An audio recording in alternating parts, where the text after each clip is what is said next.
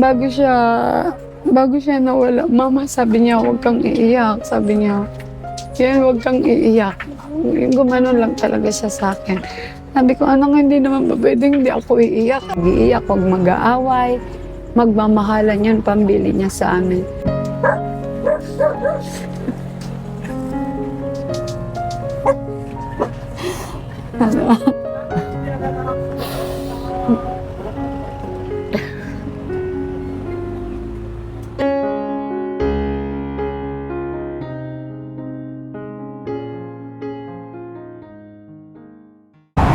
Kababayan, papasyalan po natin ulit si Tricia.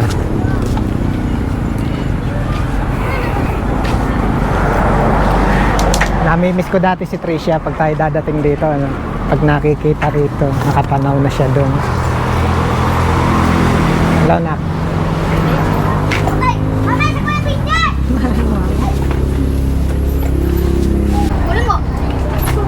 Dayaton si Tricia nito. Hindi ako inintay eh. Wala.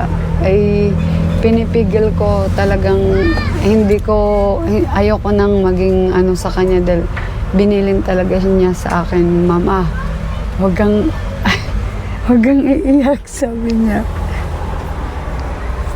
Hindi naman po pwedeng hindi ako iiyak eh.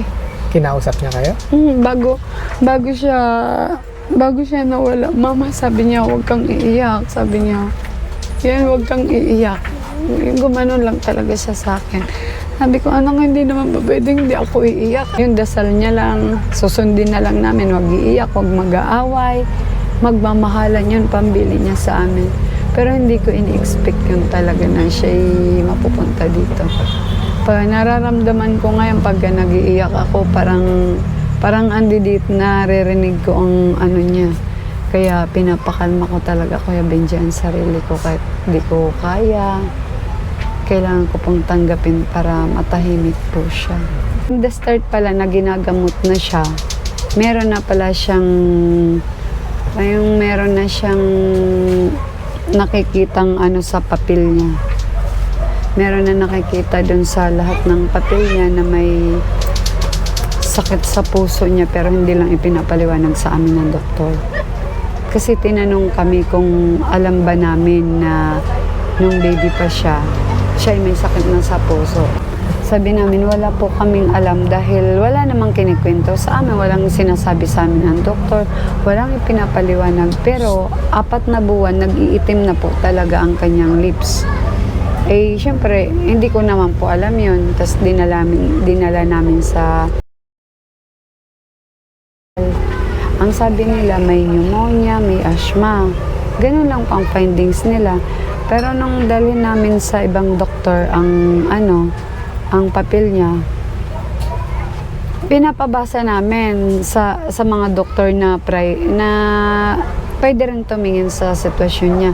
Meron na daw po talaga siyang problema, hindi lang daw po masabi sa amin. Pero yung sitwasyon na doon, kuya, sa una kong kayong nakilala, no? Gano'ng katagal na siyang nasa ganun?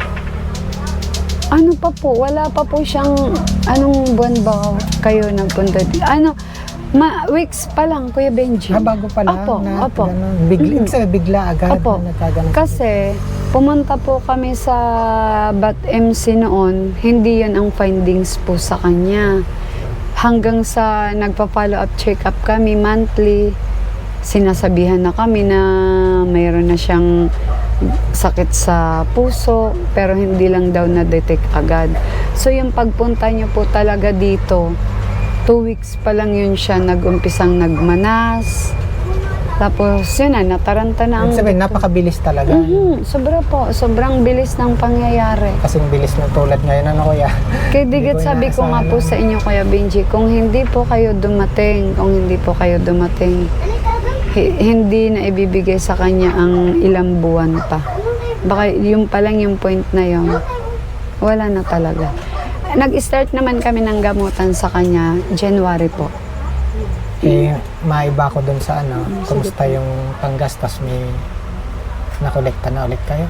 Bukod dun sa naiabot ko sa inyo na, magkano ba yung huli ko? 8,000 po. Yung galing kay Ma'am Joyce? Opo. May nadagdag ng mayroon namang nadadagdag, kaya lang naipapambili rin po namin dahil sa araw-araw po pagkain, pang bili ng mga, yung sa mga naglalamay, tapos yung dini sa pag-aasikaso ng kanyang papel. Magkano nga ulit yun? 8,000 po. Hindi, yung gagastusin ka. Ari po, 25,000 po ang kailangan naming Tapos sa bayaran. sementeryo, 10. Opo. Tapos mayroong pang simbahan. Mhm. Medyo malaki-laki rin pala. Yan po ang ano po sa amin, Kuya Benji. Yan po ang kailangan namin i-provide. Kaya mga kababayan, no, sana po patuloy pa rin po nating huling yakap, huling lambing din po ni Kuya Benji para kay Tricia, no. Sana patuloy po natin siyang matulungan para maging maayos na ano po. Paano po pala yung yung na-schedule na po yung Opo, libing niya kung kailan? 27 po, tapos mga alauna po ng tanghali. 27, anong araw yan? September 27, Miyerkules po. Miyerkules. Opo. Alauna ang misa po. Opo, ng tanghali po. So, sa mga nagtatanong po, mga kababayan, no, ang schedule po ng libing ni Tricia ay sa darating ng Wednesday, Opo. araw po ng Miyerkules alauna. Ayaw ko pa nga sana siyang bito. Kaya sana, no, mga kababayan, again, patuloy po naglalabi si Kuya Benji para doon sa huling yakap natin kay Tricia. At nga po pala, muli, meron pong mga nais Tricia, magpaabot para kay Tricia. Ikaw naman ang tumanggap. Kasi every time, kadalasan si Tricia talaga, no. Ang natatandaan ko lang dati, yung si Kuya nung nasa ospital si Tricia, pero mostly si Tricia Opo. talaga ang tumatanggap. Sabi ko, Tricia, ikaw naman ang tumanggap, wag naman. Kaya mga kababayan, ito po ulit yung pinadala niyong tulong. Ito po ay, again, magiging malaking tulong dun sa sitwasyon ni Tricia para maging maayos yung kanyang kalagayan, no? Pero sana tuloy-tuloy po natin silang matulungan kasi medyo malaki po yung pangangailangan. Kaya ate, muli, mula dun sa mga nagmamahal natin mga kababayan, Tricia, anak. Tricia, Ang ganda ng ngiti ni Tricia. Tricia, anak, para sa iyo ulit. Ito po. Opo, tatanggapin ko 1, po.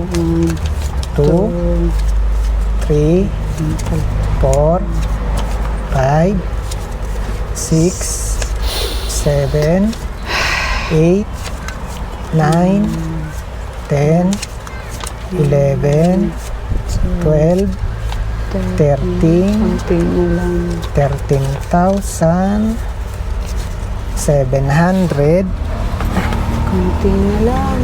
13,776. Thank you so much po. Muli, maraming salamat na naman po muli dito sa natanggap naming pera.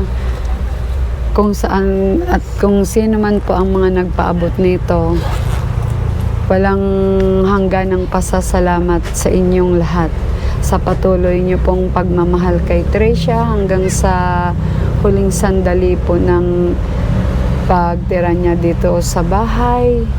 Ako po'y nagpapasalamat unang-una sa Panginoon, kay Kuya Benji, higit sa lahat dahil hindi namin po ito matatanggap, hindi ito makakarating sa amin kung hindi po dahil sa sakripisyo ni Kuya Benji po sa amin. Kaya muli, maraming salamat po. Ito pong inyong ibinigay sa amin, nakalaan na po talaga ito para sa huling mga araw ni Tricia.